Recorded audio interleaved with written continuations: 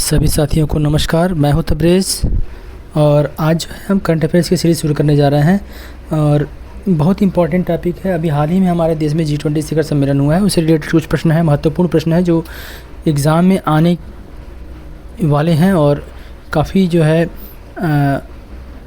मददगार साबित होंगे अगर आप जो है इसको ध्यान से पढ़ेंगे तो। एग्ज़ाम क्वेश्चन पक्का है, आना ही आना है G20 शिखर सम्मेलन से। क्यों आना है? क्योंकि ये भारत में हुआ था और भारत में होने की वजह से जो है इसका काफ़ी महत्व बढ़ जाता है। तो आइए शुरू करते हैं अपने करंट अफेयर्स के सीरीज़ को। तो आज से हमारा सीरीज़ शुरू हो रहा है और पर डे जो है आपको या एक दिन के बाद जो है आपको मिलेगा या पर डे मिलेगा, उम्मीद जैसा जो है समय मिलेगा उसके हिसाब से जो है ये किया जाएगा। ठीक है, तो उम्मीद करता हूँ अगर वीडियो आपको अच्छी लगेगी और अच्छी लगती है तो इस वीडियो को ज़रूर लाइक करें, सब्सक्राइब करें और दोस्तों में शेयर करें ताकि जो है हमें मोटिवेशन मिल सके, हम आपके लिए मेहनत कर सकें। क्योंकि ये बिल्कुल फ्री बैच चल रहा है, तो आपका एक लाइक, सब्सक्राइब और जो शेयर जो है वही हमारे लिए कमाई है। ठीक है, तो आपसे बहुत ही विनम्र निवेदन है, रिक्वेस्ट है कि आप वीडियो को ज़्यादा से ज़्यादा शेयर करें और लाइक करें, सब्सक्राइब करें। ठीक है, तो आइए देखते हैं अब हमारा जो है 18वां G20 के बारे में हमको देखना है। और ये G20 कहाँ हुआ था? तो वैसे जो है G20 जो हमारा ये भारत में हुआ था और भारत में होने की वजह से इसकी जो है महत्वपूर्ण जो है इम्पोर्टेंस जो है इसकी बढ़ गई है। तो G20 जो है ये 18वां शिखर सम्मेलन था जो कि भारत में हुआ था। G20 की स्थापना जो है क्यों हुई थी? कुछ कारण थे इसके कि एशिया में संकट आ गया था, आर्थिक संकट आ गया था। कब? 1997 और 98 में। तो क्या हुआ था कि G20 के कुछ देश थे, 20 देश ने मिलकर के 1999 में एक अनौपचारिक बैठक कर दी और घोषणा कर दी कि हम एक G20 शिखर जो है G20 एक जो है सदस्य देशों के सम्मेलन हम कराएंगे। और आगे बात हुई क्या कि 2007 में फिर इसी जो को 1999 में जो बात हुई थी अनौपचारिक संकट जो के बाद जो बैठक हुई थी, उसके बाद 2007 में जो है एक वैश्विक आर्थिक एवं वित्तीय संकट की प्रतिक्रिया स्वरूप 2007 में वैश्विक आर्थिक एवं वित्तीय संकट के प्रतिक्रिया स्वरूप G20 समूह को राष्ट्राध्यक्ष शासनाध्यक्ष के स्तर पर उन्नत कर दिया गया। ठीक है ना, कि अगर कोई वित्तीय संकट आता है, कोई वैश्विक आर्थिक दिक्कत होती है तो इसमें राष्ट्राध्यक्ष और शासनाध्यक्ष के स्तर पर इसका उन्नत किया गया, मतलब बढ़ाया गया इसको। और 2009 में क्या किया गया? अंतर्राष्ट्रीय आर्थिक सहयोग के प्रतिष्ठित मंच के रूप में इसे नामित कर दिया गया कि G20 से अंतर्राष्ट्रीय संस्था बन गई। अब बात आती है कि G20 में कुल कितने देश हैं? तो G20 में कुल जो है 19 जो है देश हैं, जिसमें से अर्जेंटीना है, ऑस्ट्रेलिया है, ब्राज़ील है, कनाडा है, चीन है, फ्रांस है, जर्मनी है, भारत है, इंडोनेशिया है, इटली है, जापान है, दक्षिण कोरिया है, मैक्सिको है, रूस है, सऊदी अरब है, दक्षिण अफ्रीका है, तुर्की है, यूके है और अमेरिका है। तो ये इतना इम्पोर्टेंट नहीं है, लेकिन ये पूछ सकता है कि G20 में कुल कितने देश हैं? तो 19 देश हैं।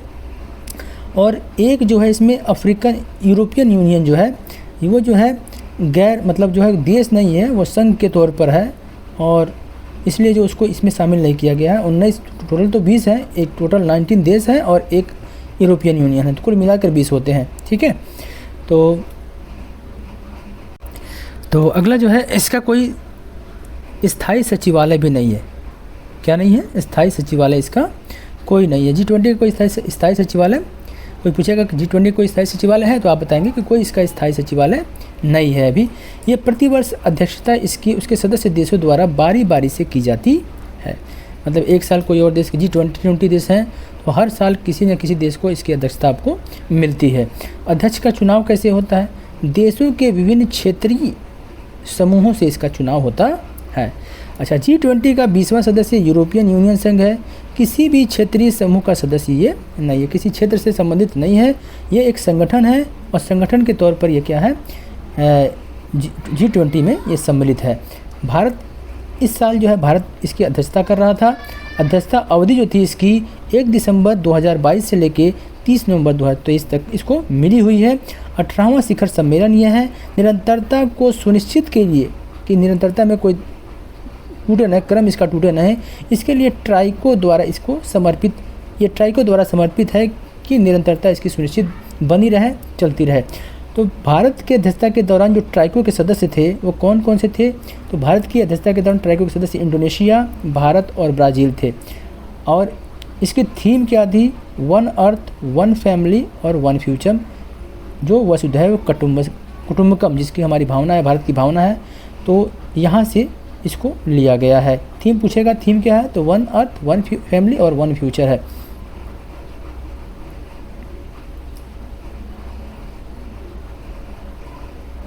अब बात आती है कि ट्राइको का निर्माण कैसे होता है। जो ट्राइको जो सदस्य जो है चुनते हैं, तो उनका जो है वर्तमान मेज़बान होते हैं, पूर्व मेज़बान होते हैं। जो इसके पहले जहाँ पे हुआ था, इसके पहले इंडोनेशिया में हुआ था, और इस साल जो है भारत में हुआ है, और अगले साल जो है ये रियो डी जेनेरियो ब्राज़ील में होगा। तो ये तीनों मिल करके क्या होते हैं? ट्राइको का निर्माण करते हैं।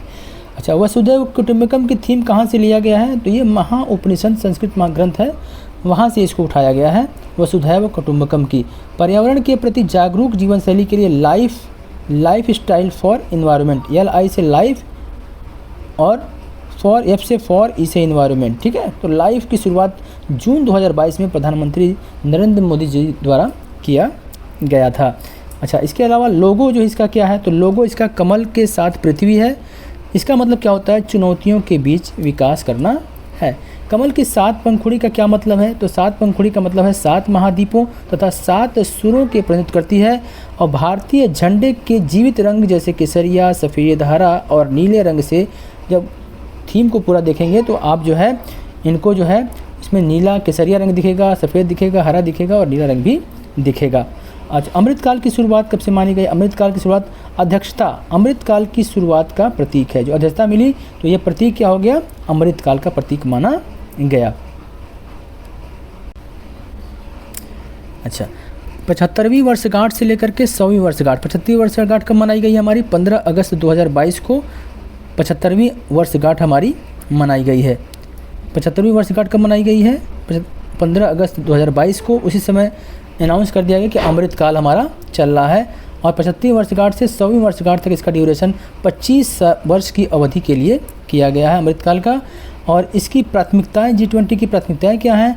तो इसकी प्राथमिकताएं महिलाओं के नेतृत्व का विकास करना, 21वीं सदी के लिए बहुपक्षीय संस्थान, प्रौद्योगिकी में बदलाव, त्वरित समावेशी एवं लचीला विकास, हरित विकास और सस्टेनेबल डेवलपमेंट गोल की तेज प्रगति।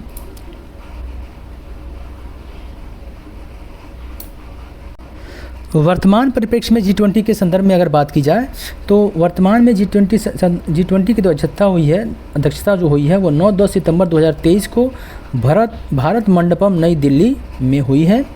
60 शहरों के लगभग 200 बैठकें आयोजित की गई थी 60 शहरों में, जिसमें से उत्तर प्रदेश के 4 शहर लखनऊ, आगरा, वाराणसी और ग्रेटर नोएडा है। बहुत इंपॉर्टेंट क्वेश्चन है ये, यहाँ से क्वेश्चन उठ सकता है कि उत्तर प्रदेश के किस शहर में G20 की बैठक हुई थी। और इसके जो शेरपा नियुक्त किए गए थे वो अमिताभ कांत नियुक्त किए गए थे, और मुख्य समन्वयक जो नियुक्त किए गए थे हर्षवर्धन श्रृंगला मुख्य समन्वयक नियुक्त किए गए थे। इंपॉर्टेंट क्वेश्चन है, शेरपा कौन है? अमिताभ कांत है। और मुख्य समन्वयक कौन है? तो हर्षवर्धन श्रृंगला है। अतिथि देश कौन थे? बांग्लादेश, मिस्र, Mauritius, Netherland, Nigeria, Oman, Singapore, Spain, UAE। 9 देश थे कुल अतिथि देश। ये इंपॉर्टेंट नहीं है, लेकिन ये शेरपा पूछ सकता है, मुख्य समन्वयक पूछ सकता है, उत्तर प्रदेश के कितने शहर में आयोजित हुआ था, 60 शहरों की कितनी बैठकें हुई थी, ये सब क्वेश्चन आपसे पूछ सकता है।